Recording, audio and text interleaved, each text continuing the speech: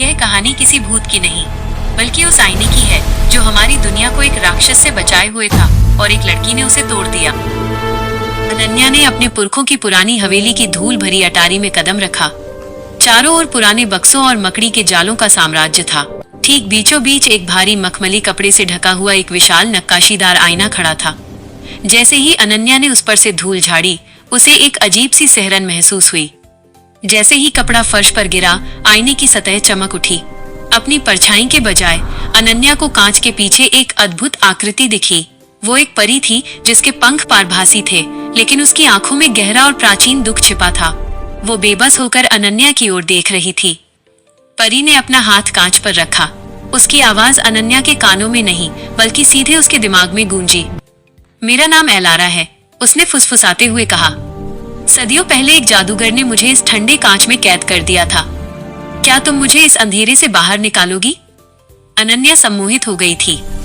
उसने धीरे से अपना हाथ बढ़ाया और आईने की बर्फीली सतह को छुआ। जैसे ही उनकी उंगलियां मिली, आईने के अंदर से एक मध्यम सी नीली रोशनी निकलने लगी। एलारा के चेहरे पर एक डरावनी मुस्कान उभरी, जो धीरे धीरे चौड़ी होती जा रही थी। अचानक अनन्या की नजर पास ही पड़ी एक फटी हुई पुरानी डायरी पर पड़ी। उसने झिझकते हुए उसे उठाया। डायरी के पीले पन्नों पर खून जैसी स्याही से लिखा था, सावधान, ये आईना कोई कैदखाना नहीं है, बल्कि एक ढाल है जो इस दुनिया को उस राक्षसी से बचाती है। अनन्या घबराकर पीछे हटने लगी, लेकिन अब बहुत देर हो चुकी थी। आईने के अंदर एलारा का रूप बदलने लगा।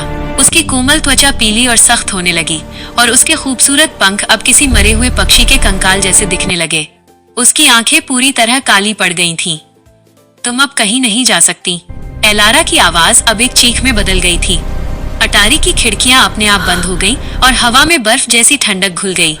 आईने की सतह अब कांच जैसी नहीं, बल्कि काले पानी की तरह हिलने लगी थी। अचानक आईने के बीचों बीच एक बड़ी दरार पड़ी।